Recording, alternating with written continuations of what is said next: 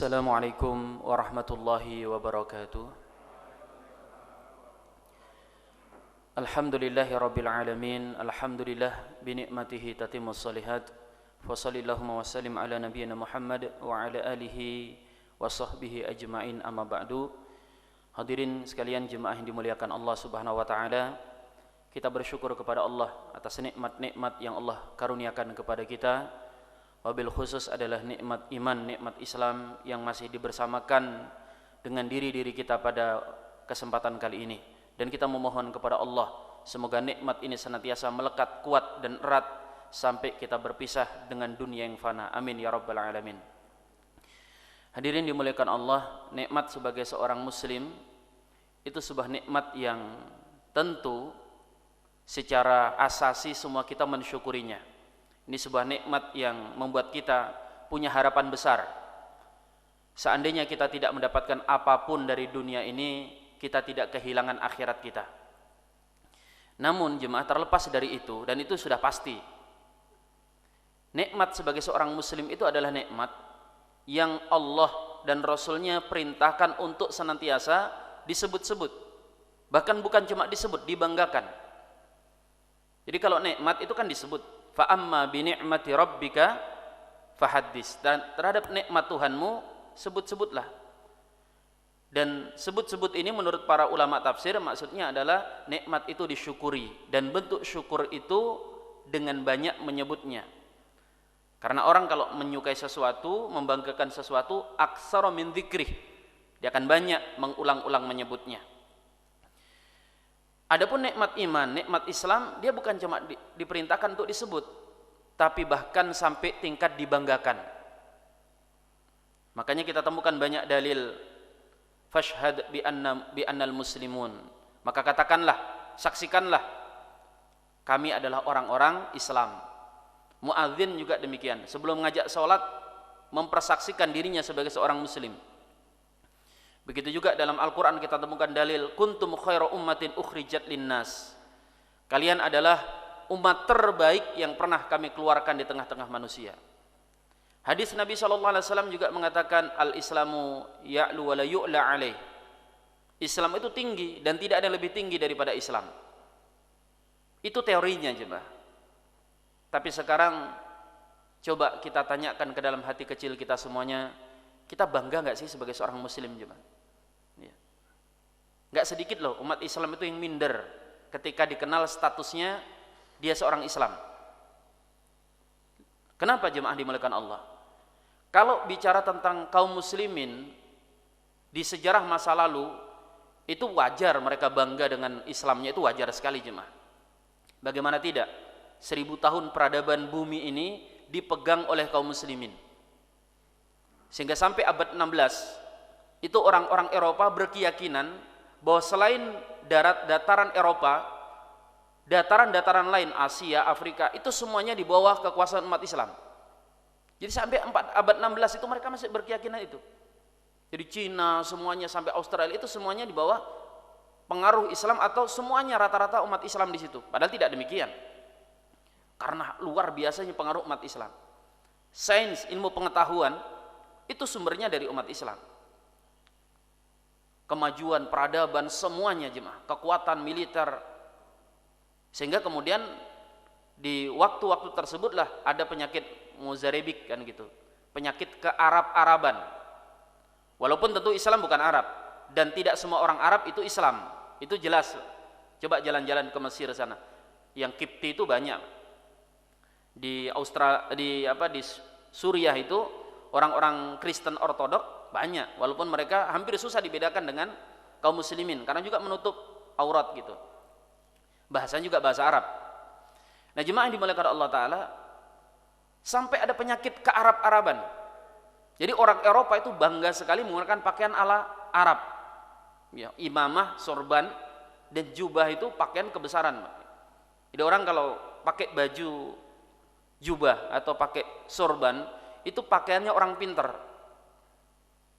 Makanya antum lihat di sejarah para wali-wali songo ya, para sunan-sunan itu kan pakai sorban, pakai jubah. Dan kenapa Majapahit yang kala itu kerajaan Hindu langsung memberikan kepercayaan kepada Sunan Ampel untuk memegang Jawa bagian timur. Ya. Dan orang-orang Barat, orang-orang pinternya itu pakai jubah. Makanya sampai sekarang, ya topi toga, kemudian baju, ya baju apa wisuda, bahkan sampai kehakiman, itu sisa-sisanya masih bisa kita saksikan sampai hari ini. Dan wajar jemaah, bagaimana mereka tidak silau dengan Islam, maju secara peradaban, kuat secara militer, ekonominya mapan. Sekarang saja kita sering ke Inggris-Inggrisan, ke Eropa-Eropaan, padahal apa yang bisa dibanggakan dari mereka? Enggak hebat-hebat amat juga gitu. Secara militer, kita lihat bagaimana militer hari ini misalnya adik kuasa katanya Amerika. Bagaimana nasib mereka di Afghanistan. Ya, itu jadikan mainan aja sama mujahidin yang ada di sana. Bagaimana mereka di Suriah. Bagaimana nasib mereka di Irak. Atau kalau mau lebih jauh, bagaimana nasib mereka ketika perang Vietnam. Itu enggak sama sekali menggambarkan seperti di film-film Hollywood gitu ya. Wah, tentaranya luar biasa.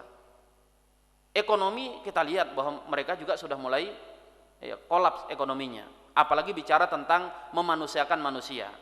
Ya. Mungkin yang satu-satunya membuat kita silau teknologinya kan gitu. Padahal ini bukan produk mereka juga. Cina juga maju produknya, Jepang, ya, Korea dan lain sebagainya. Ini produk bersama, bukan produk dimonopoli oleh mereka. Itu saja hari ini kita bangga kalau ala-ala Eropa kan gitu ya. Padahal nggak ada apa-apa di sana. Sehingga kemudian banyak sekolah-sekolah internasional itu Pak yang digacukkan di depannya bahasa Inggris saja. Nggak ada ngapal Injil di situ, ngapal Quran. Nggak ada yang luar biasa di situ. Ya jualannya bahasa Inggris. Kenapa? Karena orang tua hari ini pikirannya kalau pinter bahasa Inggris, nah itu maju, berarti pinter. Padahal antum-antum ada yang pernah ke Inggris nggak? Ya. Itu orang-orang bodoh-bodohnya di sana, itu juga pakai bahasa Inggris loh Pak. Ya. Jadi jangan dipikir yang pinter bahasa Inggris, yang bodoh bahasa Indonesia gitu ya di sana. Enggak, bahasa Inggris juga. Bahkan orang gilanya pakai bahasa Inggris juga. Ya. Tapi ini kan penyakit yang hari ini kita alami hadirin dimuliakan Allah. Bahkan sampai pada tingkat terparah umat Islam tertuduh dan menuduh agamanya sendiri sebagai sumber permasalahan. Ya. Nyaris tidak ada yang bisa kita banggakan hari ini jemaah kecuali jumlah kita, jumlah umat Islam yang katanya makin banyak. Menurut data sekarang kaum muslimin itu terbesar. Umat Islam itu ada yang menyebut angkanya 1,4 miliar, ada yang mengatakan sudah menyentuh 1,6 1,7 miliar. Vatikan ngakuin kalau Katolik itu 1,2 miliar. Protestan lebih sedikit lagi, ya 800 juta. Apalagi Yahudi itu hanya 15 juta. Ada bahkan menyebut cuma 13 juta. 5 jutanya di Yerusalem di Palestina jajah sekarang. 5 jutanya ada di Amerika, sisanya tersebar itu. Yang agak lumayan Hindu lah. Hindu sudah hampir menyentuh angka 1 miliar gitu ya. Hadirin dimuliakan Allah Subhanahu wa taala. Apa permasalahannya jemaah? Ya. Kita bahkan malu dengan konsep kita itu aja malu, dengan konsep Islam itu malu. Sehingga kita pahami kalau syariat itu radikal. Kalau bawa agama Islam itu intoleran. Padahal saat ini semua agama itu pede, bahwa agamanya itu pede. Coba Hindu, ya. Baru-baru ini kan banyak itu selebaran majalahnya orang Hindu itu. Coba isinya cuma sekali baca. Itu mereka menargetkan 2030 Hindu orang Jawa itu sudah balik lagi ke agama Hindu. 30% ditargetkan orang Jawa bisa balik. Kemudian 2080 target mereka Indonesia itu sudah 80% agamanya balik ke Hindu. Dan alasan mereka jelas bahwa Islam ini agama impor. Namanya impor akan dibalikkan ke tuannya sana, akan dibalikkan lagi. Apalagi carut marut katanya Arab. Itu bisa dibaca Pak di majalah-majalah mereka. Dan mereka katakan bahwa Hindu ini punya akar sejarah yang kuat di Indonesia. Coba lihat Majapahit, Sriwijaya apa coba. Dan ini nggak bisa kita sepelekan jemaah. Kita saksikan beberapa gubernur ya, itu sudah mulai menyuarakan itu Sunda Wiwitan ya. Kemudian kembali ke kebudayaan yang kearifan lokal. Ya walaupun kearifan lokal itu bukan berarti bertentangan dengan Islam, tapi coba kita lihat kemana alamatnya gitu. Dan ini sebenarnya bukan langkah baru, Pak. Bukan langkah baru sama sekali, bukan hanya di era sekarang. Sejak Pak menterinya Pak zaman Orde Baru itu sudah mulai disuarakan kan.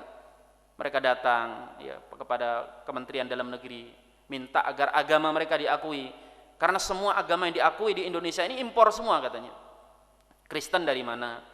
Hindu dari mana? Dari India. Termasuk apalagi Konghucu dan sebagainya. Jadi kok bisa agama lokal nggak diakui gitu? Mereka minta diakui. Makanya sekarang sudah mulai salam mereka mulai ya bukan salam Pancasila Pak ya. Saya nggak mau ngajak ribut di situ. Ada salam Rahayu gitu ya. Sampurampes ya. Sampurasun, Rampes. Ya.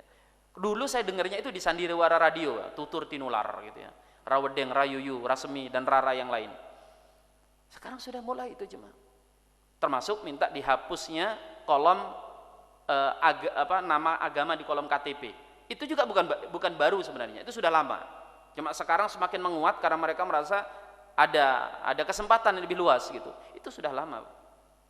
Hanya Pak Menteri Agama waktu itu ngomong ke Menteri Dalam Negeri. Enak aja karena logikanya mudah gitu ya. Kenapa coba? Apa keperluannya dihapus? Kamu nggak takut apa kecelakaan di jalan mati gitu, terus orang nggak kenal kamu agamanya apa, itu jasadmu bisa dibakar gitu ya. Nah, itu jadi nggak jadi, Pak Menterinya jadi takut juga gitu. Tapi sekarang siapa tahu orang sudah mulai ada tren, Pak. Kayaknya asik juga mati dibakar, ada panas-panasnya, ada angkat-angkatnya gitu. Kita nggak tahu juga jemaah. Hadirin dimuliakan Allah, kita nggak boleh tidur-tiduran terus gitu ya, lengah, terbuai dengan mayoritas, nggak ada jaminan. Bagaimana nasib Islam di India? Terusir. Bagaimana nasib Islam di Spanyol? Terusir. Karena dianggap sebagai pendatang gitu. Hadirin dimuliakan Allah Subhanahu wa taala. Ini semuanya apa sebabnya gitu. Apalagi kemudian hari ini Islam dikaitkan dengan radikalisme. Kita nggak bangga sama sekali dengan Islam kita. Dan kita kalau bisa kita lepas gitu, kita lepas tuh status keislaman kita jemaah. Hanya kita kan takut aja kafir gitu ya, murtad.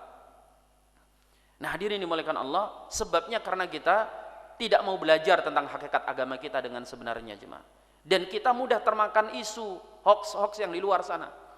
Wah, ini Islam teroris, Islam radikal. Coba sekarang kita pakai data gitu Pak. Kita tahulah berita itu seperti apa. Yang teroris itu siapa coba? Yang banyak melakukan pembantaian itu siapa? Hari ini yang jadi korban itu umat Islam Pak. Coba ketika tahun berapa kemarin? 90-an ya, itu ada orang Korea bantai satu kampus, berapa puluh orang mati. Nggak ada tuh di Amerika semangat anti Korea itu nggak ada, dan tidak dikaitkan dengan agama setempat, agamanya orang-orang Korea, nggak ada. Jepang itu pernah ngebom Pearl Harbor, ya, pangkalan Amerika, itu korbannya luar biasa banyaknya. Ada nggak semangat anti Jepang? Nggak ada, nggak ada. Bahkan Jepang sudah pernah melakukan ekspansi penjajahan di berbagai, mereka nggak ada semangat anti Jepang di Amerika sana.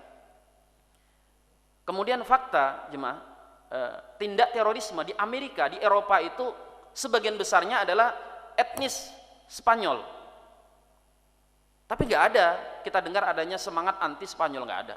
Kejahatan-kejahatan terorisme di Amerika khususnya itu banyak bukan dilakukan oleh orang Arab, orang Spanyol. Bahkan kriminalitas di Amerika itu tertingginya dipegang oleh etnis Cina. Ada kira-kira semangat anti Cina di sana? Nggak ada juga.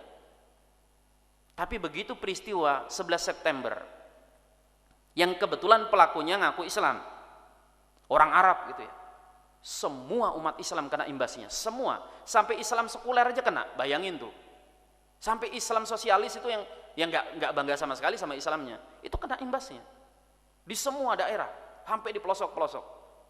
Antum bisa bayangin ini ada apa gitu. Padahal kalau berbicara tentang kejahatan, kita lihat di New Zealand kemarin, siapa itu terorisme, agamanya Islam? Enggak. Tapi ada kira-kira berita yang nyebut ngait-ngaitkan dengan agama Kristen? Enggak ada jemaah. Tapi umat Islam yang culun-culun, ya kita tidak menafikan Pak, radikalisme, kelompok teroris itu di mana-mana ada, di semua agama, bahkan di semua pemahaman. Karena semua pemahaman itu membuka peluang melebih-lebihkan kan, orang bisa ekstrim kalau melebih-lebihkan. Di Islam ada, tapi itu bukan ajaran Islam, bukan ajaran Islam. Hasil pemahaman yang salah atas Islam. sebagaimana terorisme dalam Kristen itu hasil pemahaman yang salah tentang Kristen. Kan enak sekali sebenarnya memahaminya, nggak sulit, Pak. Apa memang ada radikalisme Kristen? Memang kita buta, Pak, dari banyaknya pembantaian yang dilakukan oleh orang-orang yang beragama Kristen.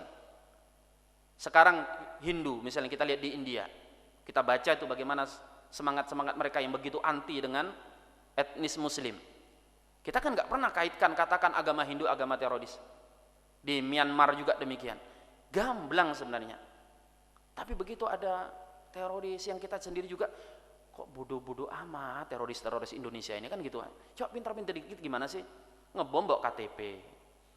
Sudah tahu ngebom pakai sorban gitu ya. Apa nggak ribet gitu? Ya pakailah minimal helm SNI nggak gitu saja. Gitu. Jadi kalau siapa tahu masih ada kesempatan hidup gitu. Ini korbannya nggak ada, dia mati duluan gitu ya. Coba hadirin dimuliakan Allah. Sehingga kemudian kita tertuduh dan menuduh agama kita sendiri. Padahal ini hasil daripada berita itu tadi. Sehingga kemudian berani itu musuh-musuh Islam. Bangga mereka, nih konsep Islam itu ternyata begini. Hadirin dimuliakan Allah, agama kita ini agama besar. Ya. Islam itu ngatur mulai dari kamar mandi sampai negara. Tapi masalahnya, kita itu dibatasi ruangnya. Islam boleh ngurusi kamar mandi, ngurusi darah haid, ngurusi puasa, paling mentok-mentok haji pun sudah mulai diurusi sama negara, zakat juga sudah mulai diambil negara. Jangan bicara tentang politik Islam, jangan bicara ekonomi Islam, jangan bicara tentang jihad. Antum bisa kebayang, hadirin dimuliakan Allah, sehingga umat Islam nggak bisa ngapa-ngapain. Udah Islam hanya terselip saja di ajaran-ajaran, hanya sebagai pelengkap saja. Nah, hadirin dimuliakan Allah, mengingat waktu, saya akan langsung gimana solusinya jemaah. Solusinya kembali kepada apa yang sudah dilakukan oleh Rasul sallallahu alaihi wasallam dan apa yang dilakukan oleh para pembaharu Islam ketika umat Islam mengalami hal yang sama. Kalau Rasul nanti kita bahas di sirah, ya, insyaallah moga aja selesai Ramadan bisa kita kembali lagi kajian sirah nabawiyah. Tapi kalau tentang peristiwa misalnya jatuhnya Yerusalem di masa tentara salib, coba dipelajari hadirin. Kok bisa umat Islam bangkit? Lewat apa coba? Apakah kemudian umat Islam teriak-teriak dirikan partai Islam? Walaupun tentu partai Islam penting untuk memperjuangkan kepentingan umat di parlemen, tapi bukan dari sana. Kalau kita mau memulai perubahan itu, bukan juga dari ekonomi, dari pendidikan. Selalu demikian, dari pendidikan. Kita ini ada yang salah dengan pendidikan kita, jemaah. Bahkan memang sengaja dipersalahkan. Rata-rata orang nanya, pesantren yang bagus di mana, Ustaz? Kan hari ini kan gitu ya. Pesantren di mana yang bagus di mana? Pesantren yang bagus itu di rumah, jemaah. Idealnya di rumah. Bapak ibunya yang membimbing anak-anaknya itu belajar agama. Karena guru terbaik itu syaratnya dua. Yang pertama punya kasih sayang. Yang kedua punya ilmu. Kalau bicara kasih sayang, nggak ada kasih sayang lebih besar daripada orang tua, jemaah. Hari ini enggak akan kita lepas ke sekolah. Jadi sebenarnya adanya pandemi ini, jemaah, adanya pandemi ini kan kesempatan. Ya, hampir setahun orang anak-anak kita dikembalikan ke rumah. Jadinya gimana? Makin bagus atau makin gak karu-karuan, Mbak? Kuping saya panas, Mbak. Itu rata-rata, aduh Ustaz, anak saya main HP terus. Ya, main HP, susah, sholat juga susah. Wah, pening, kapan sekolah dibuka? Antum bisa bayangin. Pada kesempatan ini kesempatan umat Islam balap di tikungan sebenarnya, tapi nggak kita manfaatkan. Kita kembali ke pendidikan, jemaah. Dan pendidikan kita dirusak. Pendidikan kita hari ini carut marut. Sehingga guru, sebuah profesi mulia yang di masa Islam itu luar biasa, guru itu mendapatkan tempat yang tidak diberikan kepada siapapun, jemaah. Disejajarkan oleh para ulama. Hari ini dipersamakan dengan pekerja, bahkan lebih rendah, kita akui itu tidak, daripada pekerjaan yang lain. Guru misalnya sibuk sertifikasi, Pak. Sibuk buat laporan, kan gitu ya, buat laporan. Sehingga semuanya dari situ, Pak. Dari ekonomi kan masalahnya, diukur dari untung rugi. Bayangin, nyetak manusia yang nanti akan memegang peradaban, tapi kepentingan ekonomi, gimana hasilnya bisa maksimal, jemaah? Ya kita perlu tentang itu. Tapi kenapa dipersulit? Wah, ini moga ini, Pak. Semoga umat Islam itu segera sadar gitu ya. Ya kalau bapak-bapak nanti jadi menteri agama atau dari presiden lah, syukur gitu. Udahlah, guru itu dikasih uang, nggak usah suruh laporan, Pak. Ya. Insya Allah itu nggak dipakai ngapa-ngapain sama guru itu. Paling pakai umroh kalau lebih. Atau nggak kawin lagi Ustaz malah ya. Iya kan, nggak dipakai aneko-neko guru, jemaah. Udah Pak, ini gajinya 25 juta. Laporan nggak usah lah. Kalau ada lebih sedekahkan ke fakir miskin. Wah, itu sedekah guru-guru itu. Ini sudah nggak seberapa laporannya. Sehingga guru bukan sibuk buat karya ilmiah yang bisa bermanfaat untuk muridnya kan gitu, buat jurnal, buat apa? Laporan. Dan buat laporan itu kadang lebih sulit daripada nulis, Pak. Ya. Jadi ini kritik kita bersama. Ya, kita pendidikan, semuanya berawal dari pendidikan. Sehingga kita sokong jemaah TKTPA kita, pondok-pondok pesantren kita. Jangan dibiarkan jalan sendirilah. Ustadz sudah ngajar, nyari duit juga keliling-keliling untuk hidupin TKTPA-nya. Ya. Kalau kita ingin bangkit, kita awali dari pendidikan. Fassallallahu wasallim ala nabiyina Muhammadin. Wassalamualaikum warahmatullahi wabarakatuh.